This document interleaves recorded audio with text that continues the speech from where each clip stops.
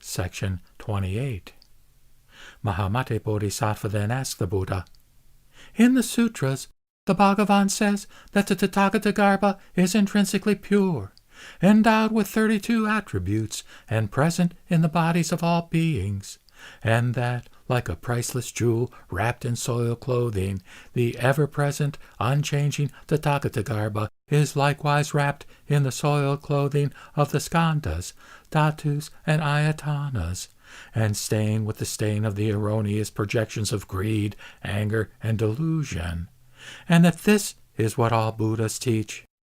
How is it that what the Bhagavan says about the Tathagata is the same as what followers of other paths say about a self?" Bhagavan, followers of other paths also speak of an immortal creator without attributes, omnipresent and indestructible. And they say this Bhagavan is the self. The Buddha replied, "Mahamate, the Tathagata of which I speak is not the same as the self mentioned by followers of other paths.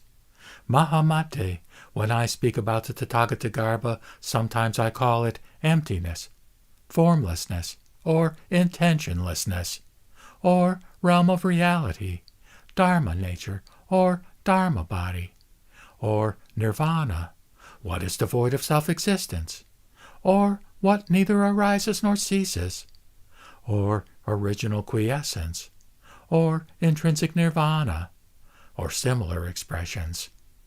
It is to put an end to the fear foolish beings have about the expression of no self that the Tathagatas, the Arhats, the fully enlightened ones, proclaim the teaching of the Tathagata as a projectionless realm devoid of fabrications.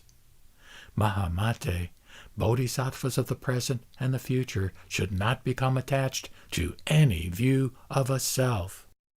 Take, for example, a potter who applies such things as manual labor, water, a stick, a wheel, and a string to a lump of clay to make different kinds of vessels. The Tathagata is also like this, applying wisdom and a variety of skillful means to what has no self and is free from projection. Sometimes I speak about the Tathagata and sometimes no self. Thus, the Tathagata of which I speak is not the same as the self spoken of by followers of other paths. This is what is meant by the teaching of the Tathagata.